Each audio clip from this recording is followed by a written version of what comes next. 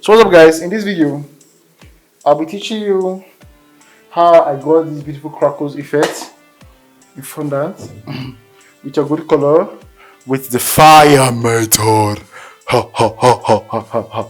So this is the recipe for making the cake. I have a little bit of crackles here, so I'm just going to be kneading it and seeing what it turns out to. Basically what it turns out to, how it's gonna be when I need it. If it's gonna be a dark color or a golden stain color. So it turned out pretty beautiful. I like this ombre-ish mosaic of a color. I'll be to do something in the next video.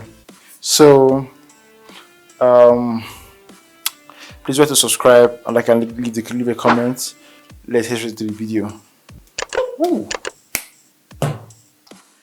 Covering my cake with cling film and composing it with a bit of buttercream. That's like the first step to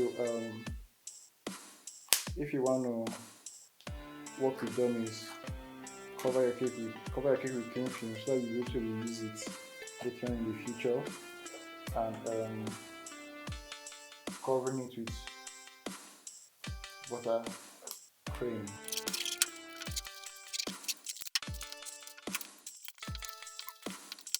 So moving on, I had a bit of black buttercream remaining, so I'll just be taking it in piece and rubbing it on the base of the dummy. Then I'll be sticking it so it can glue nice and tight. Then I'll be carrying more buttercream and just basically composing this cake so that the fondant can stay. You don't want too much buttercream on your dummy dough, but regardless, however you put it,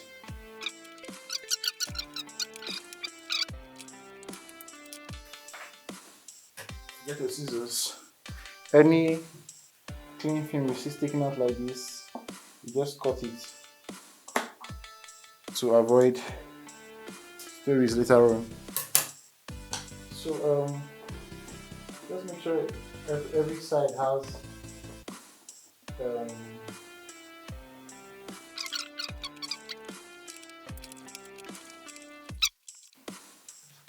our cake is covered with buttercream now. So the next step, I'll be basically run out the fondant and print the fondant for covering. So you get your cake. First things first, you get your cake and just know your measurement. So this is a 5.5 inches cake.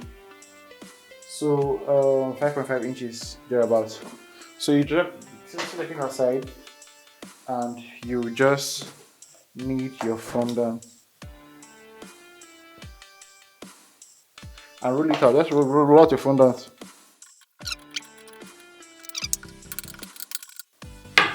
So remember, 5.5 inches.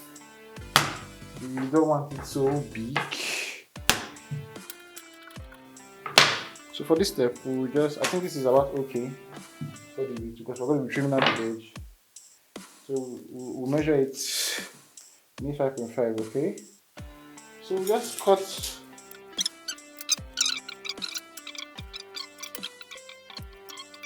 so this one we'll set it aside right now. So it could be cooling down. It should be cooling down. Then you will roll for the other length.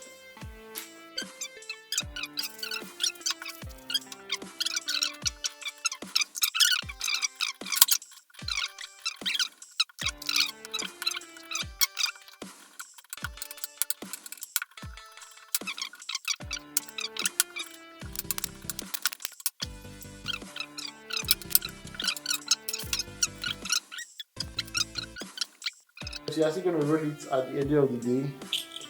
You still need to leave some room for expansion. So now you have this here. You will just be painting it. The next step is to paint it. Now you have your base and your um your top and your round layers.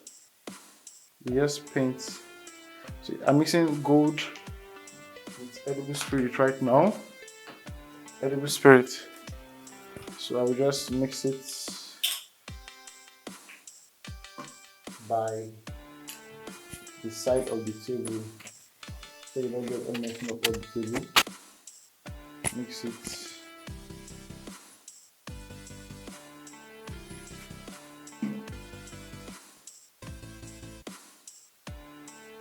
Okay, mix it properly.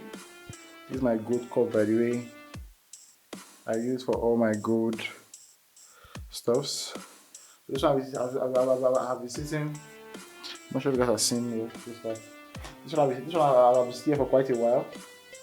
So you just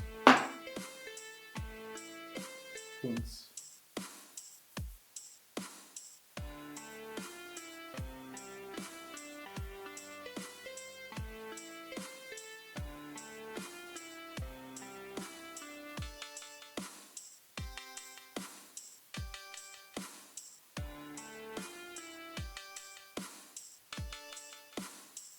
You paint.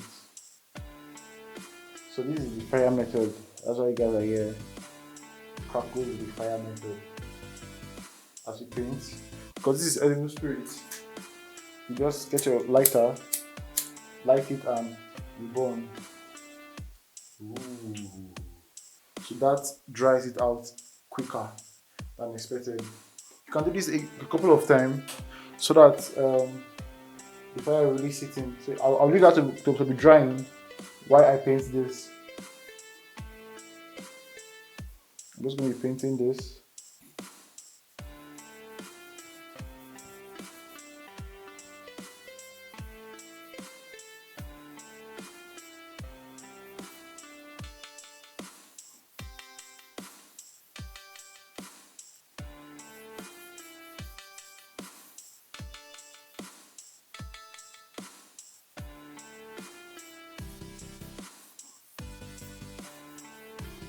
Okay, it's a bigger brush if you have a bigger brush. I choose to use small brushes because I don't know why. I honestly don't know why I choose to use small brushes.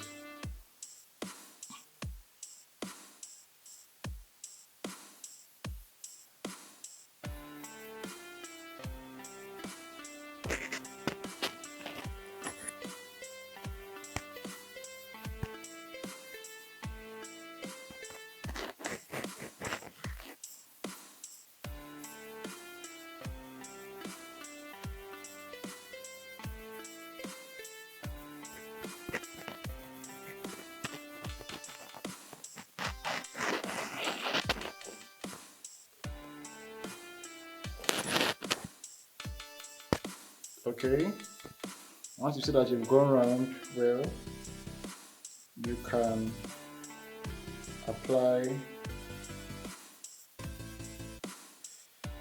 you can burn.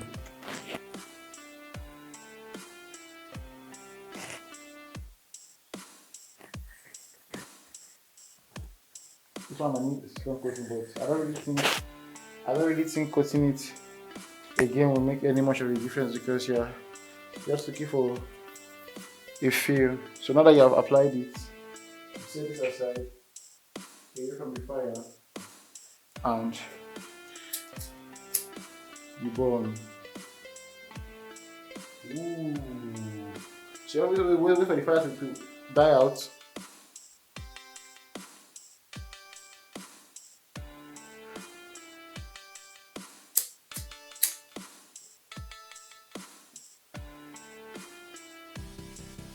Then you carry your mixture and go to your first top layer and just apply it to where you feel is white, and the other layer too where you feel does not cover properly. Just spread it out evenly.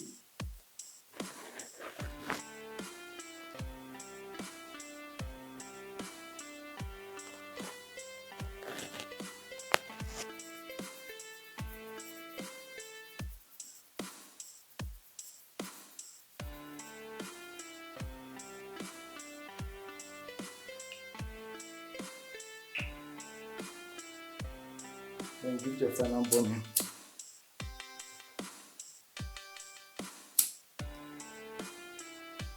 Okay.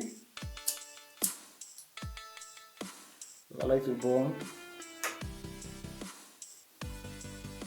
So we're gonna wait for a couple of minutes, probably 15 to 20 minutes, depending on your weather. During the Hamilton period, you can just start rolling it immediately. But now we're in like the rainy season, so everywhere is a bit wet, so it's gonna take a longer time to dry. Let's just wait out for some time, and when you see it's ready, is when you raise it up and you see some cracking effects. That's when we know it's ready. But right now it's not ready, so we'll just wait.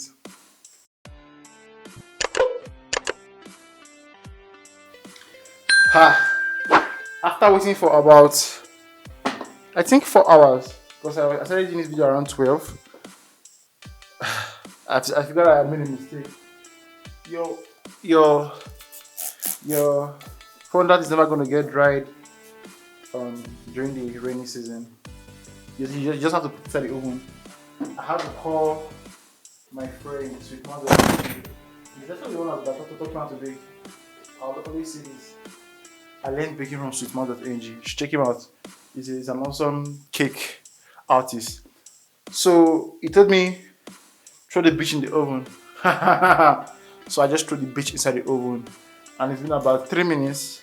And we'll be checking it pretty soon. Let's wait. So I just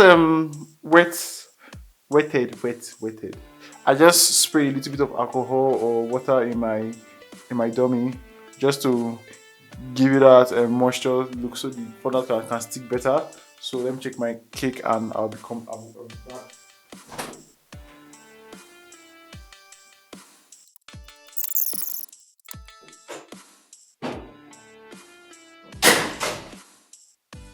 So here we have it out of the oven. I'll just be lying down on the table. Ooh. I need my scraper. So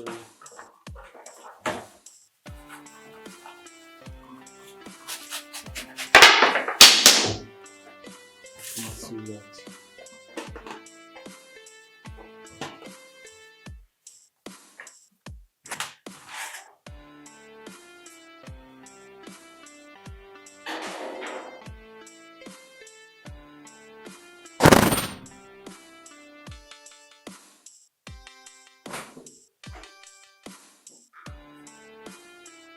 So it's out of the oven. And here I'm seeing an effect already. So I think we don't have to wait for a little while for it to dry because it's looking really soggy. Right now, you just have to wait for a little while. Leave it open for some minutes. Yes, I've seen the effect.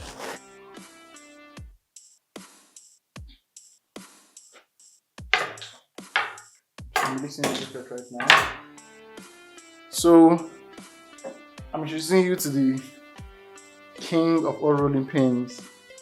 This rolling pin is actually a couple of years old. This rolling pin has a little bit of history along with it. When I was younger, my mother uses this rolling pin to make chin chin and all that chin chin. So this rolling pin is as old as, let's say, 25 to 30 years old, because she got it before me. I was using this in time of my dad, but I think this rolling pin is about 30 years old. And see, it's still wooden, it's still quite solid. If the shit is in your head, you are going to die, I promise you. Sorry, I'm supposed to say that. So I think it's quite stiff right now. Let's check it. Oh, I've just a crack in the face. Let's try.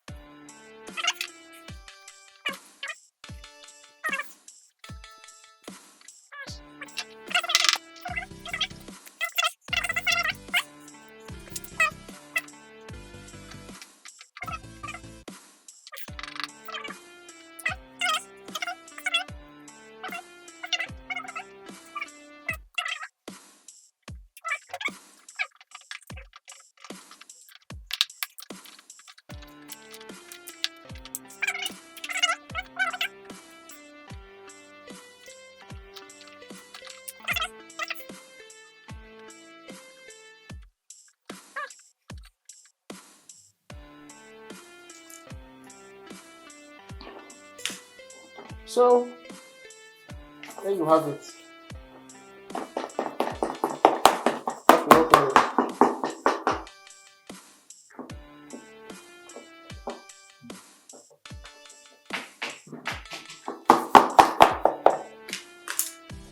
Cut out the excesses.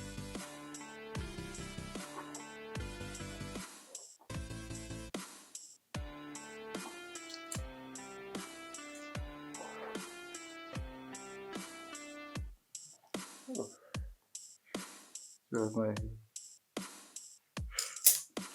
Just make sure your cake is nice, smooth.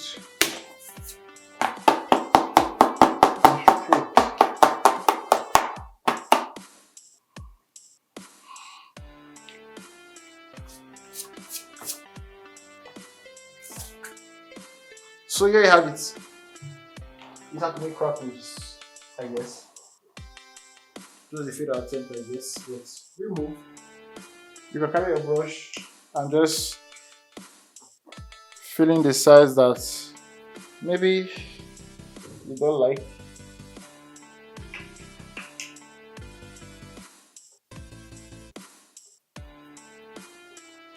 Or you just leave it. Just leave it. Yes. So if you made it this far, thank you for watching this video. And I'm going to be dropping a follow-up video on Sunday on how to always get sharp edges. The two methods that you can use to always get sharp edges on your cake. So without further much ado, I think this is the end of this video. Peace.